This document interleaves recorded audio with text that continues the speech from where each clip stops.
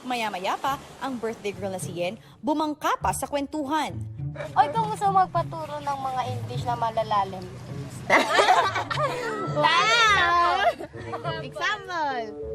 Benevolent. Benevolent.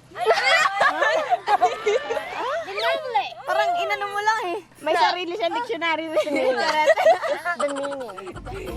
What's the meaning? The meaning. Ano galing talaga? The meaning of the benevolent is... Hindi, nabasa ko lang talaga yun. Hay naku Yen, naniwala na ako sa iyo eh. Andun na ako eh.